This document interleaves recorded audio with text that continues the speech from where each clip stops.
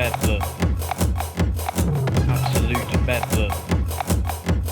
Absolute Bedlam podcast. Who? What? Where? Why? Good evening, this is MC Lars, and welcome to Absolute Bedlam podcast. Oh, hell yeah. Thank you so much. That's tight. Awesome. Right. So tonight, obviously, we have MC Lars, who is a post-punk laptop rapper. How's it going, dude? You all right? I'm doing well, Ben. Thank you for having time to talk, and hit me up. No worries. It's really good to see someone reply to the hundreds of emails that I send to anyone that I can think of. I'm actually at that point now where I'm dreaming about having guests, which is quite strange. I had a dream last night that Jeff Bezos came on. Oh. I don't want him on, but, you know, it'll get some eyes on it. You know what I mean? Yeah. So first things first, we don't have a lot of time. So I'm going to have to sort of blurt these out and hope that you understand what they mean. So I've obviously sent you these questions before, so it's not going to be too new. But being on the bleeding edge of relevance of the songs that you write and the topics that you write about, you're kind of like a musical version of South Park. How do you maintain this constant improvement level approach of music? You talk about blockchain, cryptocurrency, Guitar Hero when that was massive, Napster, download the song, Hollister, Hot Topic, places that the UK didn't even have as a shop. And I just wondered, like, do you just stay on that level of like finding out? You're a bit of a meerkat, I imagine. That's a really wonderful question. I think that like hip hop is always about, that's the hip in hip hop. It's about like trying to be in touch with what's current and what's happening. And now when I did 20 years ago, when social media was new, everything was always changing, right? So it was always like, how do we talk about what's currently happening? But now the fact that like change is just perpetual makes that really hard to be on the bleeding edge, like you said. So, and being in my late 30s, I'm not the college kid rapping with my laptop in these venues talking about MySpace. Like, you have to be able to talk about what's changing and be really online, but not let it define you and consume you and make it be this moving target that drives you insane. Because if I always wanted to have like this place in the zeitgeist of 2005 where I started, like, yeah, that would be sad. I have to write about other things and I have to enjoy it. And that's what literature is fun to write about because it ends up being timeless and also topical, right? That's why I like doing those songs. So yes, good question. Yeah, I go to like the bank now and then in my little seaside town full of various thousands of people. It's not a very heavy populated town. It is obviously during the summer and then it dies in the winter. And you go into the bank and you hear old people say, I don't do online banking. And I'm just like, how the hell do you, it's adapt or die now, isn't it, basically? So yeah, it's important.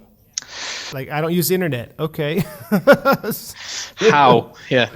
So when you were back playing live shows, if you remember them, with just a backing track, when you were the one-man band MC Lars, how many shows roughly did you play a year, and how has that affected your life not being able to do it? Because you really do strike me as someone that grinded.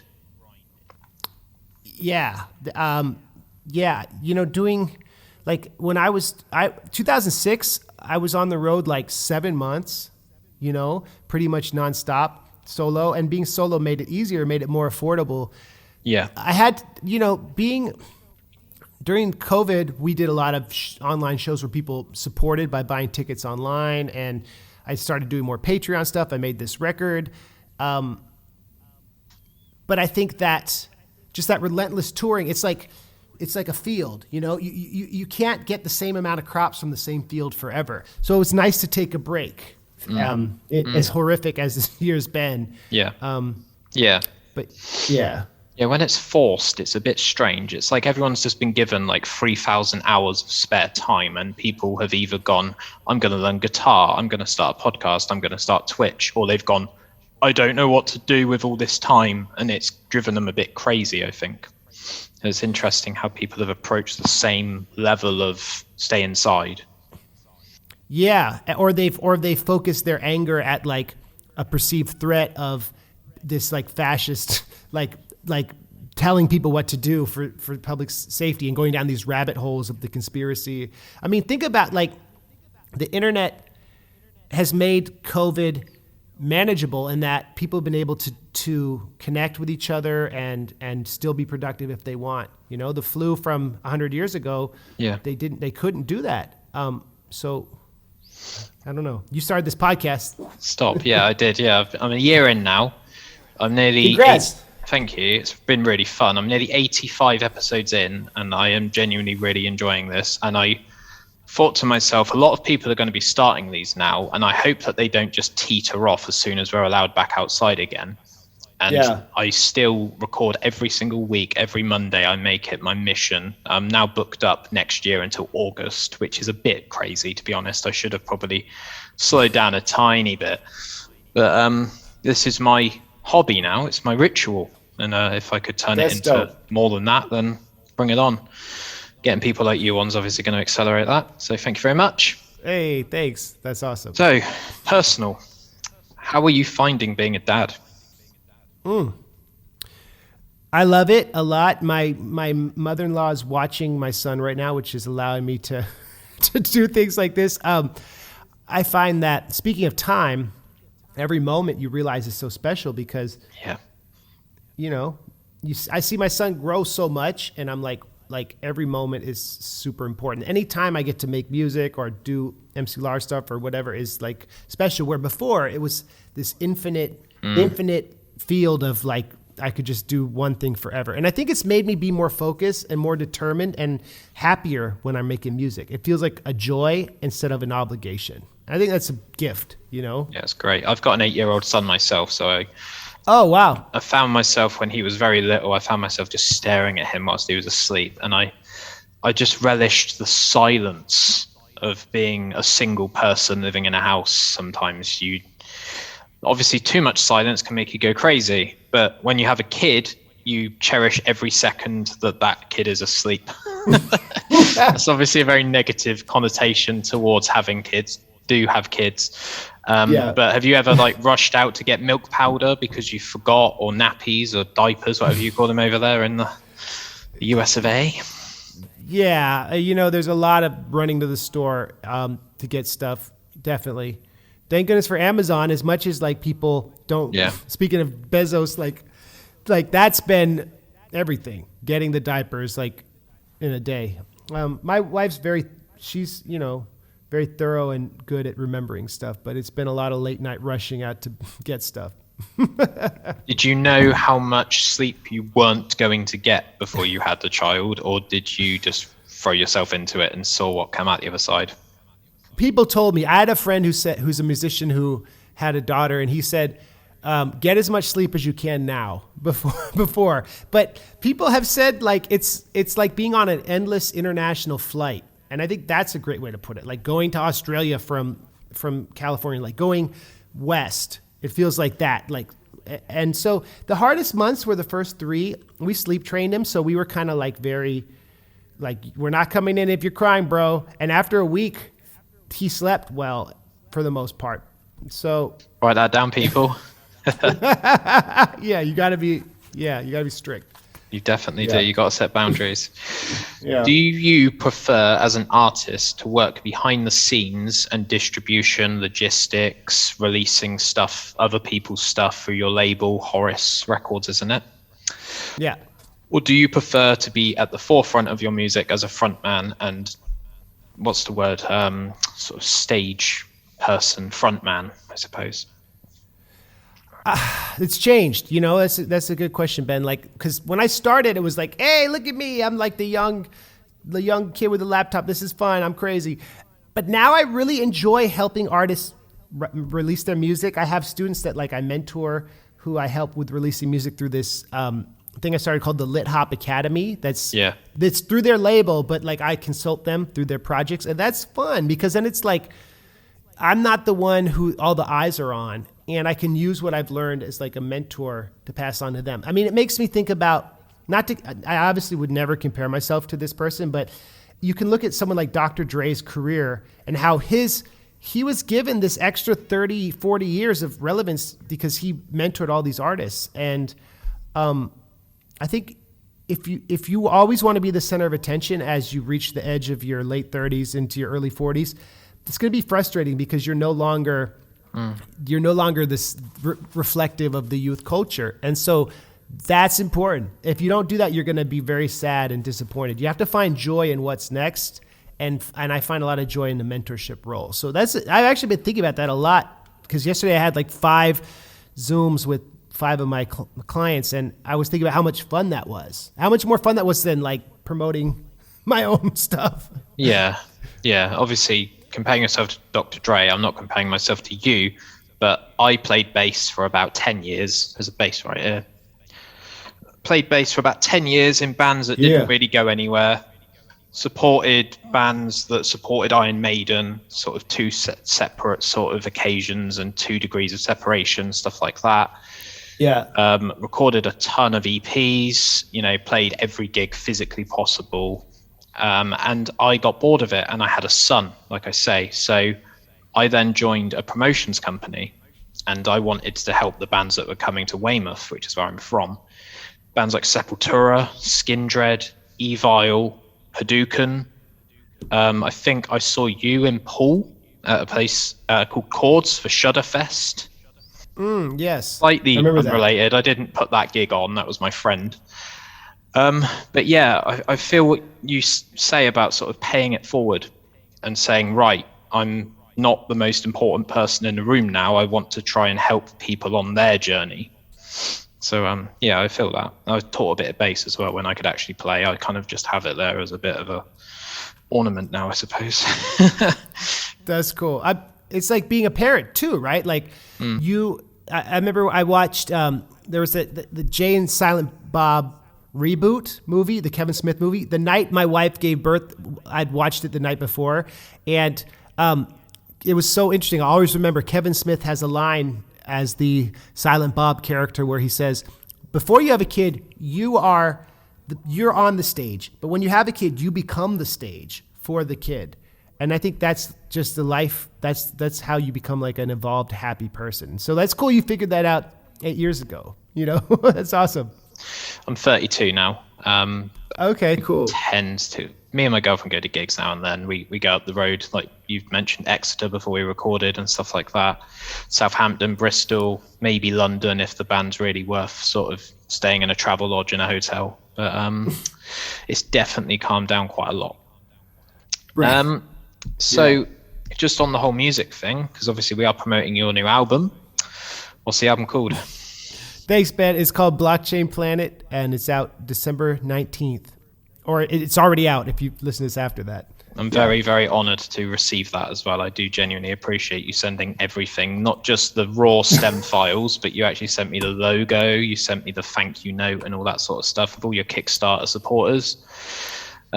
Yeah, I've not really had that before, so thank you very much. A lot of people have said, you'll listen to it when it's out on Spotify, and I'm like, meant to be promoting your album here, buddy. Right. But yeah, music. So songs as projects. So you striked me when I first started listening to you with Guitar Hero, and sort of, what was it? Hot Topic, not punk rock, and all that sort of thing. It striked me as songs that took quite a long time to create, and you were obviously quite heavy on the collaboration side of things. So did you approach songs as like individual projects, or did you find yourself churning them out and then trying to get people involved later on down the line? Oh man, these are some great questions. That my number one favorite influence still is Weird Al Yankovic, because his ability to play with genre as the clothes that songs wear, like I heard that described somewhere, is so helpful and so useful. So I'd always be like, I try to find this magic fusion of like, okay, how can I find something funny about something and then find someone who's really awesome better than me to musically make that point come home. And so you mentioned South Park earlier. There was the episode where Cartman is just like, I think it's Cartman's like obsessed with Guitar Hero, and it's like he becomes, I don't know, that episode inspired that song, because I was like, these people are, this is the new obsession, not so much actually being in a band. So it was like of that moment. So how do you do that? You have a really awesome guitarist feature on it. And that's where we got Paul through a friend. Yeah, man. So that's what's up. So that was tight. So like, I feel like my philosophy, I've always been heavy on collaborations, and what's the worst they could tell you? No, Yeah. But they're gonna probably tell you, they're less likely to tell you no if you make sure the song, the demo's really strong. And that's something I realized early. You have to put a lot of time into it. And being an English major, I always approach it like my chorus is my thesis and your verses are your defending statement. So you really have to make it very academic, but not feel that way. It's not an easy balance to make. No, it makes complete sense. Awesome. Yeah, I love Paul Gilbert. I've spoken to you about him a couple of times. Him and Joe Satriani are my reasons basically for playing guitar and then 6 months later giving up because I couldn't actually learn any of their songs and then going on bass. But I love Paul Gilbert so much. I think he's an absolute machine. He seems to churn albums out very quickly, but he seems to have slowed down a bit lately as well with the Werewolves of Portland, I think is his new album. That's tight. Yeah, awesome. But it's not about him, it's about you. So what is... But Paul, can I say a story about Paul? You might like the story. When we did that video, he was so nice. He put on the suit. He came to the video shoot. He changed, and he was like in his car leaving, and the director was like, "Oh no, we need one more shot." So he like ran in front of the car and got Paul to come back, put on the outfit again, and then do a full another like hour and a half of shooting. And he did it as a favor to a friend who was house sitting for him, who knew one of the engineers on the album. That's how that came about, and that was like, that's nice, dude. Like he's never heard of me, obviously, but he was so great. So I wanted him to tell that story. Yeah, he's fantastic. I love him. One day, people. One day. What is blockchain? What is Blockchain Planet about? What's the sort of theme of the overall album? The theme is about like coming to grips with how social media and the Web 2.0 world that like I launched out of, that whole era of the last 20 years, has kind of taken this like pernicious turn and become, in a way, powerful and in a way like influencing politics, influencing people's mental health in a way that's not necessarily joyful.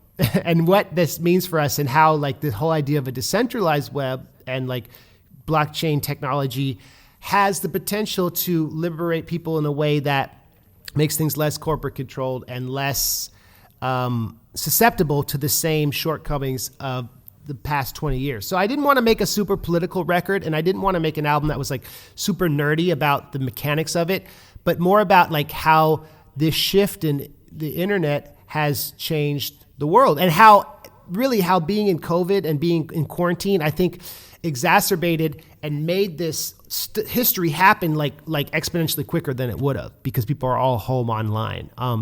And then having a kid and how that's given me hope through all this chaos. So that's the theme. It's about transformation, isn't it? It's about how do we continue as a species without being able to see each other. And that sort of social aspect of the internet. You know, the internet was originally started as a sort of university to university connectivity thing, wasn't it? And then MySpace came out and Bebo came out, if you remember that. I don't know if you were on Bebo. I remember it. Yeah, I do. Yeah. And then it just became everything, didn't it? You know, shopping, car insurance, whatever you want, really. Dating, right? Yeah, music, dating, music. Collab. Yeah, man. And yeah. That's like, and I think though England specifically like was always first on trends. I remember like 2005, 2006, people in England were a lot more aware of MySpace than in the US. I don't know why that is. Do you feel that way? You're a lot younger than me, but did you feel that? I think there was quite a lot of arguments in school in the later years when I was about to think about going to college, and it was genuine arguments about people not being in your top 16 friends list. Right. And that was a real sort of social contention of like, Bebo, you could send love, you could send one heart a day, and people would fight tooth and nail to get that heart of someone they potentially haven't even met. And it was kind of, you saw the negativity straight out the gate of that social sort of thing, but it was great because it was like the first early adoption of it. And you could obviously make your profile as snazzy or as basic as you want, and you can put a bio. Some people would go, hell for leather, and they'd post, 900 characters. Some people would put Ben. And there was always this like ambition to change your profile picture and change your wallpaper and all that sort of thing. So yeah, I use MySpace a lot. I can't really remember. It's probably music. It was probably when bands released music, because it was on their profile page, wasn't it, in their little sort of banner. Yeah. But yeah, I didn't really use it for friends. I used it to kind of reach out to people, because I've always been really interested in interviewing people and musicians and public figures. I kind of used it for that, I suppose, early on. And I used it for my band to get gigs. So yeah, that was me. But like, I think specifically since England, my theory is like England is small geographically. People live closer than in the US. And like, so having friends who know people on MySpace made it so you're more likely to know them in real life. And bands, you're more likely to have recognized because you saw a flyer at the pub and they're on MySpace. Like, I feel like that magic of the early years of the internet and the fact that England is a very small, like, community and music oriented culture, it was like magic and people were really, really into it. Right? Yeah. Which was cool.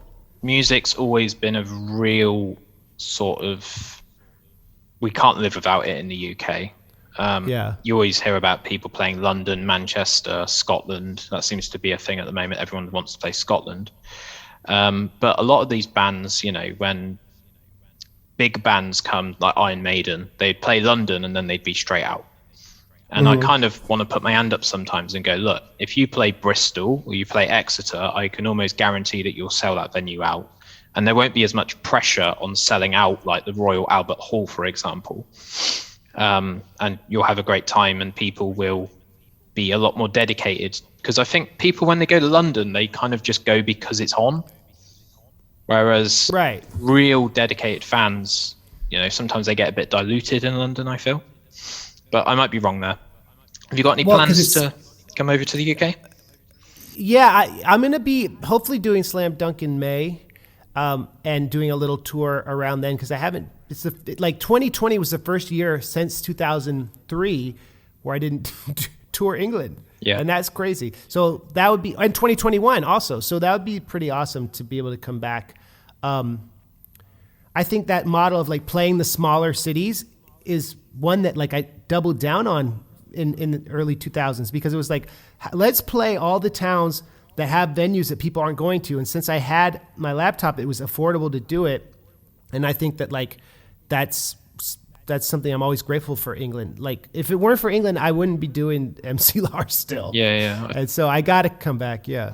To come to a country just to play one show and then leave is such a environmentally unstable way of touring, I feel, unless you're bands like Iron Maiden or AC/DC where you've just got money to burn, or their record labels have money to burn. But yeah, Coldplay, for example, they're planning to not tour unless they can do it in a carbon neutral way.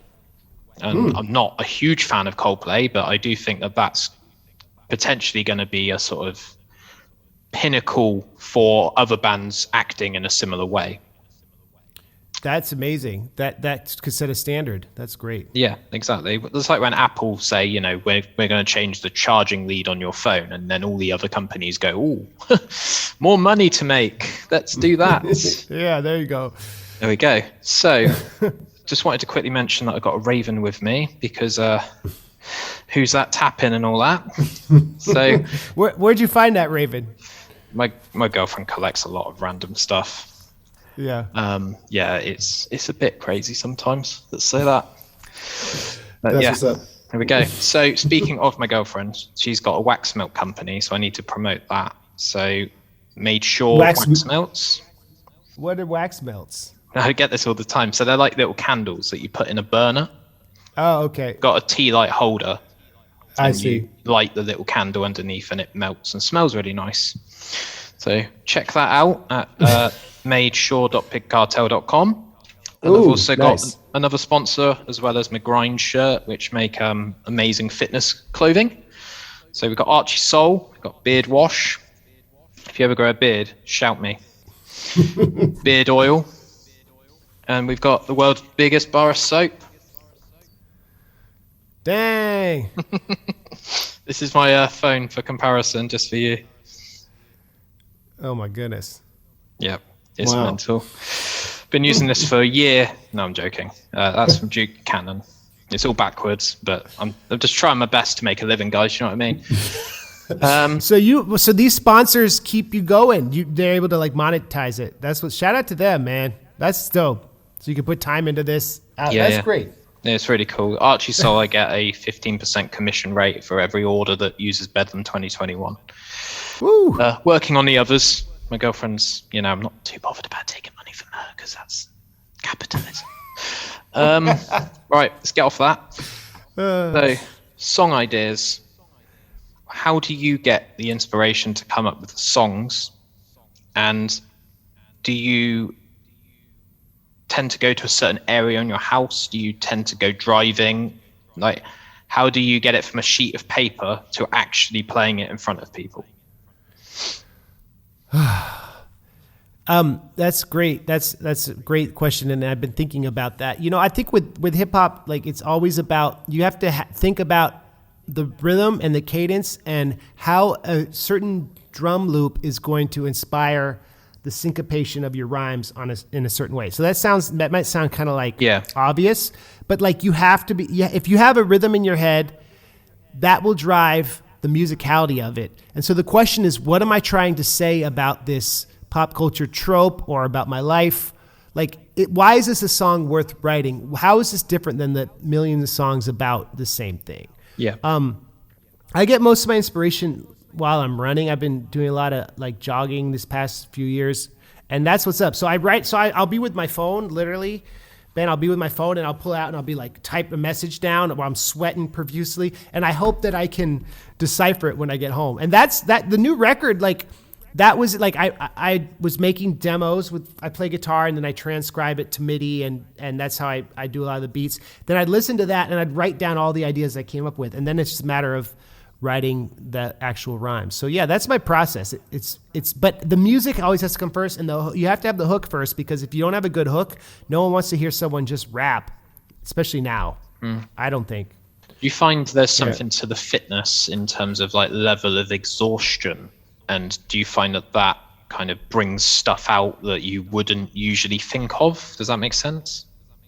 I think so. I think that because you're the what's it called? Like your barrier's down, so you're not censoring yourself. So your feelings, you're more in touch with your feelings, and the endorphins make you they connect your neurons in a way that you wouldn't before. I think that's important. I wasn't as big on exercise until like a few years ago, and it's really been helpful because it makes it so I also have more energy on stage. We just did a short 2-month US tour, which was kind of miraculous that even happened. But I felt like I was a better performer because I'd been running more. And I was able to, the big thing was I was able to remember my lyrics. I always had trouble learning my new songs. But when you write a song while you're running and then you're exercising on stage, you're able to recall it faster. It's like Pavlovian in a way, you know? Yeah, I know what you mean, yeah. How did you get into the AR Drive app? What's that all about? Yeah, so that's something I've been doing like as a consultant. I work for them helping with their social media because I thought their project was cool. I'd gotten into blockchain and crypto because I was doing my workshops and had a student who was paying me in cryptocurrency. So I started learning about it and I was like, oh, this is cool. Like this is a way, basically our Drive uses this chain called Arweave chain, started by this British guy who was he dropped out of Kent University, and he invented this new technology where you can store data on the blockchain. So it's not just a store of monetary value, you can upload and permanently save anything in the weave, they call it. So I thought the project was cool. And so I saw they were looking for someone to help with social media, and they brought me on. So I do that part-time when I'm not on tour. So that's how that happened. Yeah, it's fun. That's fun. I love seeing musicians and people with influence going to these companies and saying, your website's not very good. You really do genuinely need some help, especially if it's an online product, right? Like if it's a website creation tool, you would expect that to be as good as it can physically be. Do you know what I mean? And it's really cool to see people solidify their financial, influential, social, bubble with the ability to help other people understand these things. Because it sounds a bit crazy to me, and I'm a technical support person. But yeah, I'll be up for learning about it. It sounds great. Yeah, it's cool. I enjoy it because I'm like, I have to make sense of it since I'm kind of not native to this world, and translate and then communicate about it. And a lot of people are, I think people call out a lot of the BS in blockchain and the environmental issue and NFTs. One of the things they do is permanent NFT storage. So you're not just like saving the file, it's actually on the chain. And that's interesting to me because it's made me like figure out why I believe that this is the future of the internet and why it's interesting. And also see where like there's a lot of trends and a lot of, the crypto internet has a lot of memes and it's a lot of like garbage too. Yeah. So that's why this company's tight to me because I was like, oh, this is actually useful. Yeah. Essentially. Yeah. That's it. Yeah. I'm looking forward to seeing how that develops as the time goes on. So what have I got next? I've got 2 questions for you from guests and fans. Oh, wow. One of them's anonymous. She's called Bryony, but we can't mention that. I'm joking, obviously. Favorite song by the Venga Boys? We Like to Party. Yeah, that's a tune. We play that, my wife and I, when we put our son to bed, we play that song on the phone because it's like party time. We do that, not so much anymore, but when he finally got to sleep, that would be the song we'd play. So good question. We'd just come on straight away as soon as they started snoring. Hell yeah. Yeah.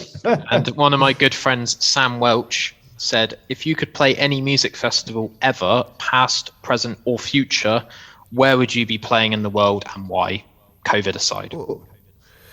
Oh man. I want to think of a cool answer. I mean,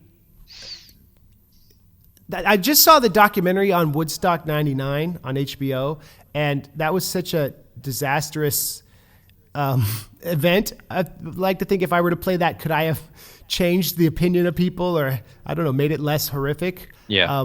So that's what I'd say. Woodstock 99, but if it's not the hellscape it became. Yeah. Did you watch the Netflix documentary of Fire Festival? Yes, that was great. Yeah, I watched both of them. There was 2 documentaries, I think. Yeah, we've probably got a different version of Netflix being, I haven't got a VPN. I'm looking for a sponsor. I think it's called Fire Festival, the festival that never actually happened is the one that I watched. And it was basically this deluded organizer that was just promising everything. And Blink-182 pulled out, and then everyone started pulling out. And it turned out that the festival was like a load of tents in the middle of an island, and it was just not ready for anything, basically. But yeah, crazy time. Well, and I think what was like, there was that Schadenfreude element of like all these influencers and people who were all buying tickets because of FOMO and wanting to be there. Watching them have a horrible experience, I felt like I enjoyed that, but maybe I shouldn't have. You know what I mean? I get what you mean. Yeah, I get what you mean. I really do. So obviously with the new album, which we're promoting, cryptocurrency and NFTs and all that sort of stuff, as we've mentioned several times now, are they part of your personal life, or do you just like looking at them from the outside, or are you actually invested in any of them? Oh, good question. I made an NFT for the anniversary of The Graduate, and I had a big backlash from my supporters. They were like, "That's not punk, Lars. What are you doing? This is the dark side. It's bad for the environment." And I was like, "Oh shoot!" So I was like, "Let me look at the facts." And there is like, I don't want to bore people with the technical stuff, but like there's types of technology that are bad for the environment, like proof of proof of work is like the Ethereum blockchain. And then there's proof of stake, right? And so it's like, depends on how much energy the different NFTs are using and stuff. So it's like, there's ways that crypto can be bad for the environment, ways that it can be good. And I think people don't want it to necessarily be this horrible, polluting, energy destroying, planet destroying thing. And my hope is it won't be, but currently it does waste a lot of energy. I have some like crypto investments that I've made like through my teaching, people who've paid me in that instead of money, which I think is like, that's cool, that's fine. But I'm still speculative of it, and I'm not all in on it, but I'm also optimistic that the environmental issues will be fixed, and I think it can do a lot of good. I mean, the thing about Web 3.0 is that it can't be censored for better or worse. So like if you publish something that documents something that happened in China, they can't take it down because it's on the weave. But if it's stored on like a hard drive or on a central database, they could technically take it out. And I think that is potentially good for our species to have this permanent record of history. So I'm optimistic about that stuff. How about you? Are you into it at all or not? No, one of my friends is obsessed with it. Shout out to Carl Talks Crypto on YouTube. He's a very good supporter of Absolute Bedlam and everything that it stands for, but I just don't know enough about it to put my money into it. If I suddenly came into £50,000 from an inheritance or something, I might potentially put 5 in just to see what happens. But the whole sort of art speculation of it only has value if other people see it has value, I would rather just have not physical money, because everything's online like we said earlier, but yeah, it's like building on quicksand. It's really difficult to forecast, isn't it? It is. And I think that like Satoshi Nakamura, who the guy who invented Bitcoin, or we don't even know if it's their gender, the person who invented Bitcoin, they had a thing linked in the original white paper of it that was a link to an article about the 2008 recession. Yeah. And there's this idea that since money is just agreed upon consensus that it has value, if you take out the institutional influence, it potentially will have more value and it will be a deflationary asset theoretically, because every 4 years there's half as much Bitcoin, right? And so half as much, it takes twice as long to mine it. So there's a lot of like weird libertarian people in the space who are very anti-government and kind of like crypto anarchists. And that's creepy too, because it's like, we need electricity to use it, but I also think that there's a lot of potential in being able to like send. If I were to sell you something, or I were to buy something for you, or you were to buy something for me, we could I could pay you, and it wouldn't be traceable, and it would be encrypted, and maybe that's an interesting way to do business. Maybe it's a great way to do something criminal. So I don't know. Yeah, money laundering and all that sort of stuff. I think. Anything has the opportunity to be weaponized when it's early days, though, doesn't it? Yeah. It's based on intent, and obviously gold, as a gold bullion, holds its value so well that's why the US dollar is backed by gold. For something like an NFT or some cryptocurrency to come along and push it out of its seat, I think it's going to take quite a long period of time, because Bitcoin, Ethereum, Dogecoin, etc., aren't backed by anything official, are they? Not anything tangible. But we'll see. Maybe this will be a conversation in 5 years, and we'll be laughing at Ben's ignorance and idiocy. But yeah, who knows? But I'm interested by it. The early adopters, Ben, like I had people 10 years ago who were like, "You should get into this." You know, people who bought Bitcoin 10 years ago, they're laughing now. You know, it's like, is it too late? Is it too early? Who knows? And I don't know. We'll see. I'm optimistic about it. Because I think it solves a lot of the institutional problems that have not been awesome the past 20 years, you know? People love disruptive things, don't they? They do. They love to see things go without the process that used to happen in the past, I suppose. Podcast world. Is there any chance MC Lars podcast is going to come back? That's a great question. Maybe. I'm not ruling it out. I love doing it. I love doing it every week. You know, I love, like you, like I book my guests ahead of time. I found that it was taking me away from like being present with my son, and and my wife, and I wasn't monetizing it directly. And I was getting my average download was like 400 people, which was cool, but I did like 120 episodes and it wasn't growing that much. And I was like, this is fun, but do I really want to do this every week? And so I was like, I'm going to take a break, but I don't hate doing it. I do a podcast for our drive where I interview people about like decentralized internet. So it's more technical and I get paid to do that. And that's fun. And like, I enjoy that. But I did like doing the MC Lars podcast. Do you advocate a comeback or what do you think? Yeah, I had to listen to a couple of them a couple of weeks back, and they're very informative. What were the you always had guests on, didn't you? That was like your sort of, you wanted it to be as collaborative as possible.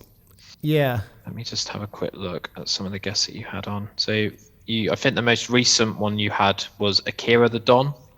Yeah. And I always laugh when I see the word MC and snacks put together. I just think that's just brilliant. Yeah, you did. How many episodes did you do? 100 something? Yeah, 110 maybe. I really don't know. Let's see.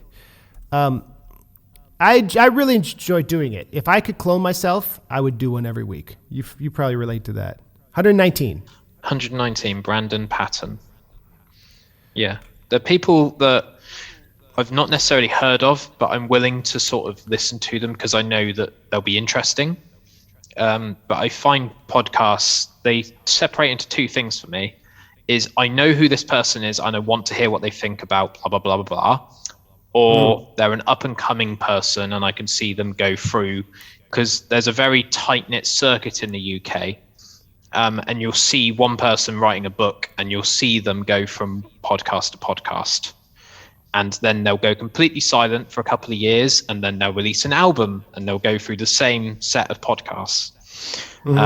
Whereas people like, Jennifer Aniston or The Rock, he can go on any podcast he wants and it will blow up, But It's that top 1% thing, isn't it? Of, they're established podcasts rather than, I'm a bit of a guerrilla. I'm not endorsed by anyone. I'm not on any distribution platforms. I'm not paying anyone for Spotify to put me on their platform, etc. Yeah, I love it. And like I said to you earlier, I don't ever see this stopping. It might drop to 2 weeks, but I really genuinely love talking to people. And I don't think that I would be able to do this if it wasn't for my guests giving me a bit of inspiration now and then. So yeah. What I like about it, Ben, is like, our devices keep us so distracted. There's always like a million things in our brains. It's so thrilling to like sit down and have an uninterrupted conversation with like intellectual people who appreciate the art of conversation. And like, I like the fact that you incorporate the Zoom and the recording it. Like, that's something I was always doing when we went into quarantine. And it's this record of the culture and like underground moments and things that maybe very few people care about, or maybe lots of people care about. You never know, but that's the potential. You hope that like these stories make sense. And I think that's the whole human experience. We hope that our narratives have meaning. So it has this, it scratches this existential hope in my mind that I love, because you're creating this long form over time narrative. It's like Shakespeare, not to compare yourself with Shakespeare, like his sonnets tell a story over time that give the illusion of life. That growth. Yeah, that growth of this is how he started with a phone. Now I'm going to a laptop. At some point, if people want to donate, wink, they can buy me a webcam and I can actually not look like I've traveled back in time 30 years. But it's over to you people. I don't have a lot of money. What does the future look like for MC Lars? I want to make my Poe full-length album. That's the next project. I'm in grad school. I'm working on a thesis on how podcasting can help with education at a rural school in Northern California. That's my capstone project I'm doing. And Yeah, that's it. That's it. I've learned. I used to have like a million goals, but I feel like as I've gotten older, having like a few concrete short-term goals is tight. So yeah. Keep those buckets of water filling up rather than the whole ocean trying. It gets overwhelming. I get very, very overwhelmed. I came home tonight after work and I was like, I've got so much to do. Oh my God. But I've got there, we're talking now, but you've got to live as well. You've got to eat. You've got to make sure the washing up's done. You've got real life to balance with talking to people like you, it's life, It's life. That's it. So that is it, really. I was going to ask you a question, which I ask everyone, but I'm not sure how well it will land. But I might as well, now that I've mentioned it, ask it. Okay. So when you come over to the UK, your riders, your catering, do you ever find yourself going to a supermarket in the UK and buying something called a meal deal? Yes, I've done that. Yeah. And I appreciate the savings that come from that. Thank you, Tesco. What is your Tesco meal deal of choice? So for a while, I was trying to be vegetarian. Quarantine made that harder when we were living with family. I like the BLT prawn cocktail crisps and Iron Brew combo. Nice. Now, that's not in every city, but that's a meal deal that will get you ready for a great show. Yeah. Amazing. I love that. I need to start rating these. Sorry, what's yours? No, do it. I'm sure you shared it already. Chicken bacon lettuce sandwich. BLTs are a bit sort of samey after a while, and I like a bit. Yeah. Either cherry Coke or a can of Monster. Crisps are a bit of a wild card for me. A lot of the times the crisps that I really like aren't available, so they're Thai sweet chili sensations crisps. Sometimes you just got to go hula hoop though. You just got to live that life of the round crisp. But yeah, I'm pretty much, I don't know, I'll probably do one every 2 weeks. It can get pretty bad. Like the amount of money that you save doesn't mean that you should buy 3 of them. What are they like £3? £3. In some 3 items, £3. There are some supermarkets that go all the way up to £4.50, but we won't talk about them. Yeah, London's like. I remember my mum telling me once that she went to Trafalgar Square and she was offered a can of Coke for £4. Oh, and that was about 30 years ago. So that must have just been like, just crazy money, probably to get a house, sort of thing. Yeah. Amazing. So, what have you got planned for the rest of the day? And do you have any questions for me? Let's see. The rest of the day, I've stacked all these wonderful interviews on one day. So I get to talk to 2 more podcasts, and then I'm doing 4 hours of marketing work for my R Drive homies. So that's today's plans. My question for you is, how do you feel doing this podcast has given you joy in a way you didn't expect, beyond the things that you realized were going to make you happy, like talking to people? Like, what else has it done for you? It's broken down barriers that I never thought that I would ever be able to go to now that I'm not an artist. And just the sheer amount of people that will reply to you if you send that email. And it really genuinely makes me so happy that people aren't just contacting me because I'm on a record label or part of a huge corporation. And to be honest, some of the interviews I've seen from these massive, multi-million-dollar companies, they're not very good. They ask the same questions over and over and over. And right. Have you ever watched Hot Ones on YouTube? Is that where they eat the hot wings? So there's a guy there called Sean Evans, who's the interviewer, and he eats the hot wings at the same time as the guest. Okay. The questions he asks are so specific to the guest that he often receives compliments from the guest. And that's where I want to be. I want people to go, holy shit, this guy knows about my first ever audition as an actor. Yeah. I think it's very simple to just reel off the same questions, which is what I tried to do with you. And you said, nah, I'm not having that. And then I put my head down. A couple of hours later, I sent you a revised set of questions, and away we were. I know I can do it, is ultimately what I'm saying. You had great questions, and you're very thoughtful, and you also you were able to go with like my tangents into technical stuff, and I thought it was great. I like that you put time into that, but I'm also happy answering questions you've asked before. Yeah. But yeah, like having your own style. So you learned about you get responses from people, and you pushed yourself in a way that's made it distinctive. Yeah, this has grown to a point where I'm not just talking to my friends anymore and reconnecting with people from school. This is something that I want to keep doing for quite a long time now. And I get like bands on, like whole bands, not just one individual person representing bands, which, as you can imagine, I was audio only a while back, and now I'm video, and that was chaotic.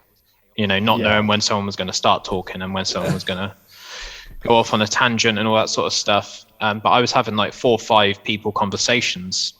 And yeah, I will go back to that at some point. I don't want to forget where I've come from in a way, but just having people like yourself, and hopefully in the future I'll be able to send a couple more emails.